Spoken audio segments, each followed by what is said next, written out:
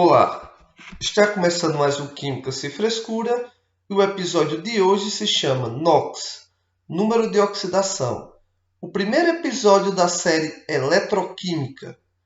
Então, para começar o vídeo, o que é número de oxidação? Número de oxidação de um elemento, abreviada como NOx, é a carga elétrica que ele adquire quando faz uma ligação iônica, formando íons positivos, como cátions, e íons negativos, como ânions. Ou também ocorre em caráter de cargas parciais, em que é adquirido quando faz uma ligação predominantemente covalente. Ou seja, a determinação do NOx pode ser obtida tanto para elementos de substâncias iônicas como para substâncias moleculares. Para entender o NOx, geralmente ensina 10 regras. Isso mesmo, 10 regras. E algumas dessas regras têm exceções. Mas calma, não vamos simplesmente jogar essas 10 regras assim para você decorar. Vamos ensinar a ideia geral do NOx para você se familiarizar e assim entender as 10 regras com mais facilidade. Então, primeiramente, vamos pegar uma tabela periódica, vamos ignorar, por enquanto, os elementos de transição externa e interna da tabela periódica, deixando, logicamente, apenas os elementos representativos, que são os da família 1, 2, 13, 14, 15, 16, 17 e 18.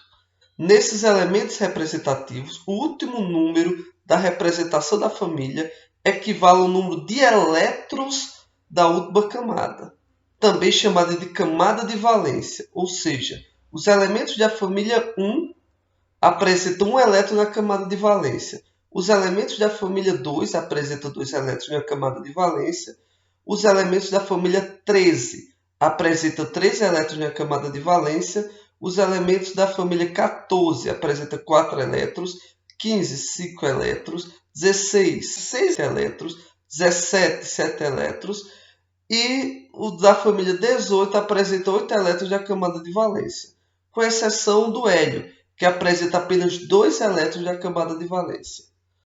Os átomos tendem a ficar mais estáveis com 8 elétrons na última camada, ou com 2 elétrons caso possua apenas uma única camada eletrônica. Essas características chamam-se regra do octeto.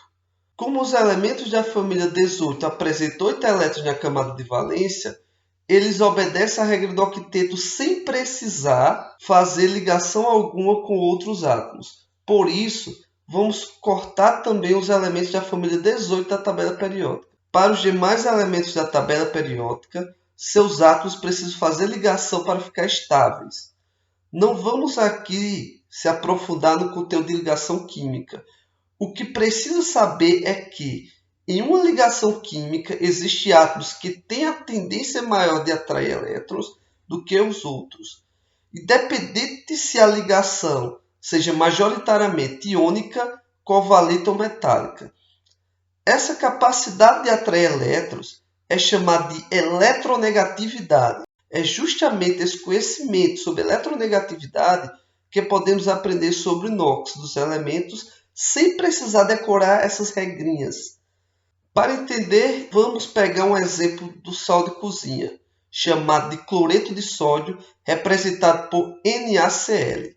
O sódio se encontra na família 1 da tabela periódica, portanto, tem um elétron na camada de valência. O cloro está localizado na família 17, portanto, ele apresenta 7 elétrons na camada de valência. O cloro precisa ganhar apenas um elétron para completar sua camada, de acordo com a regra do octeto. Já o sódio precisa ganhar 7 elétrons para ficar com 8 elétrons na camada de valência. Observando esses dois elementos, responda: o que é mais fácil acontecer? O cloro atrai apenas um elétron de sódio ou o sódio atrai todos os 7 elétrons de cloro da camada de valência? Bem, como é mais fácil atrair apenas um elétron do que 7, dizemos que nessa ligação o cloro vai atrair o elétron do sódio.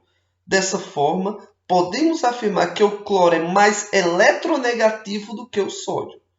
Como o cloro atrai apenas um elétron, ele fica com carga menos 1, pois o elétron é representado pela carga negativa. Por isso que se ele ganhar um elétron, ele ganha uma carga negativa, ficando com carga menos 1, ou menos apenas. Já o sódio perde um elétron, ele terá uma carga negativa a menos, ou seja, ele terá um próton a mais, que é uma carga positiva. Por isso, o sódio terá carga mais 1.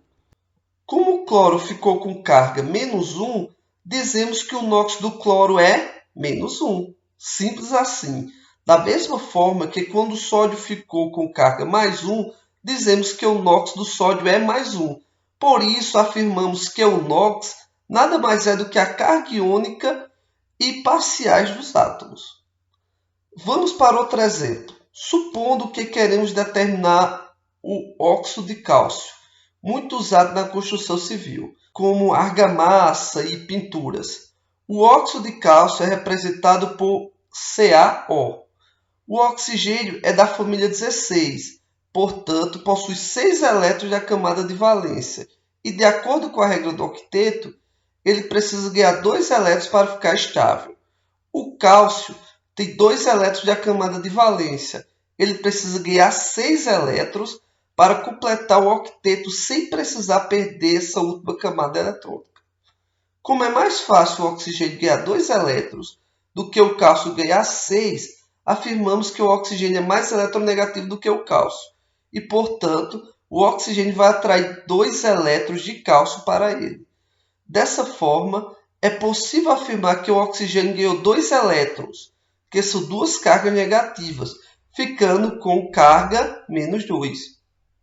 O cálcio perdeu 2 elétrons, ficando 2 prótons a mais, ou seja, 2 cargas positivas a mais e, consequentemente, com carga 2 mais. Portanto, o NOx do cálcio será mais 2 e o NOx do oxigênio será menos 2. Está vendo como é simples? Se você entender para qual ou quais átomos tendem os elétrons a migrarem, você saberá a carga desses átomos e, consequentemente, o NOx deles. Mas cuidado! Nem toda ligação química segue a regra do octeto e, portanto, é comum alguns átomos ficarem com mais de 8 elétrons no momento da formação de suas ligações. Isso se chama expansão da regra do octeto. Então, como saber o NOx do elemento caso ele esteja com seu octeto expandido? Simples. A maioria das substâncias são formadas por átomos de elementos que não têm a propriedade de expandir seu octeto, como é no caso do oxigênio e do hidrogênio. Esses elementos apresentam geralmente um NOx fixo, e a partir desse NOx podemos calcular o NOx do outro elemento ligado a ele. Para saber o NOx de todos os elementos das substâncias de forma mais precisa e segura, no próximo vídeo vamos falar sobre as 10 regrinhas para a determinação do NOx. Como já temos uma ideia geral da teoria, vamos perceber que a regra de determinação do NOx é ainda mais simples do que parece. Então, pessoal, por enquanto é só isso. Um forte abraço, tchau e valeu!